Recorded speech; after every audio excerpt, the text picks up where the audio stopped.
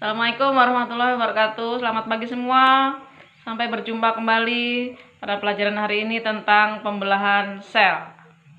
Pada minggu lalu kita sudah mengenal alat-alat dan bagian-bagian alat reproduksi pada laki-laki dan pada perempuan, serta sudah mengetahui fungsinya masing-masing. Hari ini kita lanjutkan materi pembelahan sel. Apakah itu pembelahan sel? Ada yang tahu? Pembelahan sel itu adalah peristiwa di mana sel membelah menjadi dua atau lebih sel-sel yang baru. Pembelahan sel merupakan cara sel untuk memperbanyak diri atau reproduksi sel. Masih ingat apa itu sel? Materi kelas 7. Ada yang ingat? Sel adalah bagian terkecil yang menyusun tubuh makhluk hidup. Pertumbuhan dan perkembangan makhluk hidup itu erat sekali hubungannya dengan pembelahan sel. Secara umum, pembelahan sel itu dibagi atas dua. Ada yang disebut dengan amitosis atau pembelahan secara langsung, dan ada pembelahan secara tidak langsung. Pembelahan secara tak langsung dibagi dua lagi menjadi mitosis dan meiosis. Nah, sekarang kita coba jelaskan apa itu yang namanya pembelahan amitosis atau pembelahan langsung. Disebut juga dengan pembelahan biner, yaitu proses pembelahan dari satu sel menjadi dua sel tanpa melalui tahap-tahap atau fase-fase pembelahan sel. Nah, ini misalnya terjadi pada makhluk hidup uniseluler atau makhluk hidup bersel satu. Membelah dirinya dengan cara amitosis, pembelahan amitosis. Pada proses ini akan dihasilkan dua sel yang identik. Satu menjadi dua misalnya, 2 menjadi 4, 4 menjadi 8, dan seterusnya. Yang kedua, pembelahan secara tidak langsung disebut juga dengan mitosis. Nah, tadi ada pembelahan secara tak langsung disebut dengan mitosis, dan ada juga yang disebut dengan meiosis. Mitosis yaitu pembelahan sel yang melalui tahap-tahap tertentu yang terjadi secara tidak langsung. Nah, ini biasa ibu menyingkatnya dengan istilah pro-meta-ana-telo. Pro untuk propase, meta untuk metafase, ana untuk anafase, dan telo untuk telofase. Pembelahan mitosis yang sama dengan sel induknya dari satu menjadi dua sel yang identik. Masing-masing dari sel anak akan mewarisi kromosom yang sama dengan kromosom yang dimiliki oleh induknya. Nah, fase-fase pembelahan mitosis tadi ibu sudah sampaikan, boleh disingkat dengan istilah pro, meta, ana, telo. Terjadi hanya satu tahap saja. Nah, fase-fase tersebut pada mitosis itu ada istilah fase istirahat atau istilahnya disebut dengan interfase. Interfase itu artinya dia tidak melakukan pembelahan, tapi dia merupakan fase yang sangat penting untuk mempersiapkan pembelahan atau metabolisme sel.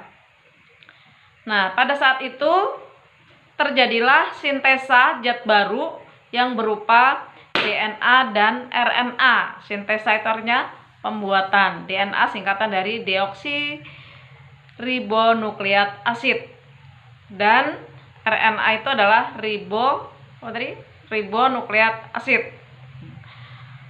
Pada fase interfase, sel akan mengalami tahapan ada istilahnya fase pertumbuhan primer.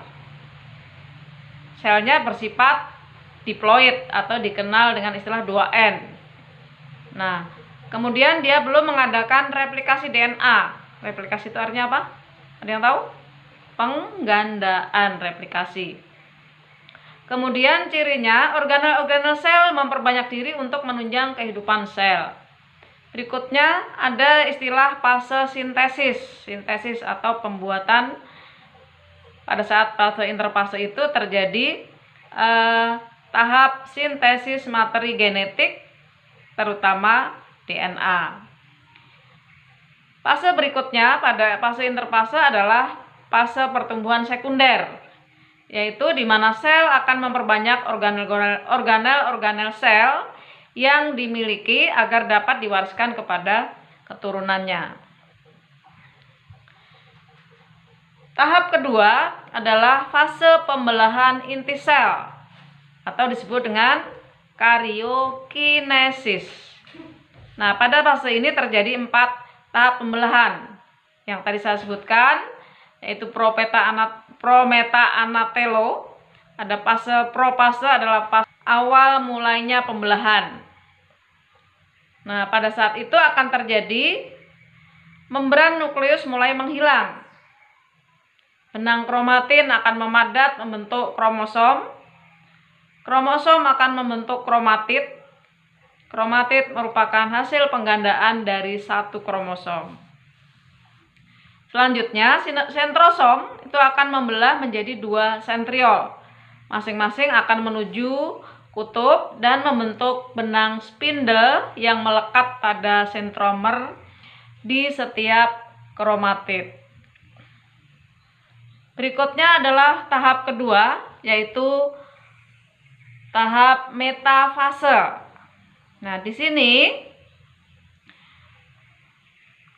dinding nukleus melebur secara sempurna. Kemudian terjadilah kromatid akan berjajar di bidang ekuator. Bidang ekuator itu bidang pembelahan sel. Nanti Anda bisa melihat videonya. Yang ketiga, fase anafase, yaitu tahap ketiga dari pembelahan sel. Di situ terjadi proses karyokinesis atau pembelahan inti. Pembelahan inti namanya karyokinesis dengan kromatid. Yang kedua, sentromer membelah menjadi kromosom dan kedua kutub sel memiliki kromosom yang jumlahnya sama. Fase yang terakhir yaitu fase telopase. Pada tahap ini terjadi proses masing-masing kromatid telah mencapai kutub. Kemudian kromosom yang telah sampai ke kutub dia mulai memanjang kembali, menipis, kemudian menjadi benang-benang kromatin. Berikutnya membran nukleus terbentuk. Nukleus istirahat lagi, terbentuk 2 sel anakan yang bersifat haploid. Nanti Anda bisa lihat gambar fase-fase pembelahan mitosis pada buku Anda. Nah, perhatikan gambar pembelahan mitosis berikut. Fasenya ada 4 macam, dimulai dari fase profase, metafase, telopase, dan anafase. Pada pembelahan mitosis akan dihasilkan 2 sel anakan yang bersifat diploid. Pembelahan meiosis atau pembelahan reduksi. Reduksi itu artinya pengurangan, yaitu proses pembelahan sel pada sel kelamin dari organisme-organisme yang melakukan reproduksi secara generatif atau kawin atau seksual. Jadi pembelahan meiosis itu adalah pembelahan yang terjadi pada sel kelamin pada organisme yang melakukan reproduksi secara generatif atau seksual atau kawin. Dinamakan pembelahan reduksi karena apa? Pada proses ini dihasilkan sel-sel anakan dengan jumlah kromosom setengah dari jumlah kromosom induknya. Tahap-tahapnya pada pembelahan meiosis ini sama dengan pembelahan mitosis, hanya bedanya pada pembelahan meiosis terjadi 2 kali atau 2 tahap pembelahan. Profase 1, kemudian metafase 1, anafase 1, telopase 1, kemudian dilanjutkan dengan profase 2, metafase 2, anafase 2, dan telopase 2. 2 tahap pembelahan sel. Tadi ada pembelahan mitosis dan pembelahan meiosis. Fase pembelahan mitosis terjadi hanya 1 tahap saja, yaitu fase profase, metafase, anafase, dan telofase. Pada pembelahan meiosis terjadi 2 tahap pembelahan, yaitu profase 1, metafase 1, anafase 1, telofase 1, kemudian dilanjutkan profase 2, metafase 2, anafase 2, dan telofase 2. Jadi dari 2 penjelasan tadi bisa kita simpulkan bahwa perbedaan antara pembelahan mitosis dan meiosis antara lain adalah terletak pada fase pembelahannya. Fase pembelahan pada pembelahan mitosis itu terjadi 1 kali saja, kalau pada meiosis terjadi 2 kali. Kemudian jumlah sel anakan pada pembelahan mitosis menghasilkan 2 sel anakan yang bersifat diploid, sedangkan pada meiosis menghasilkan 4 sel anakan yang bersifat haploid atau tunggal.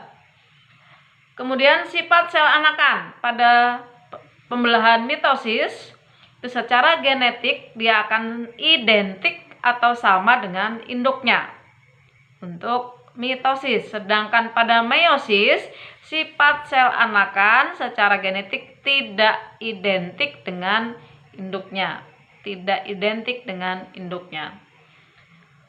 Selanjutnya, tempat terjadinya pembelahan mitosis itu di sel tubuh atau disebut dengan sel somatis.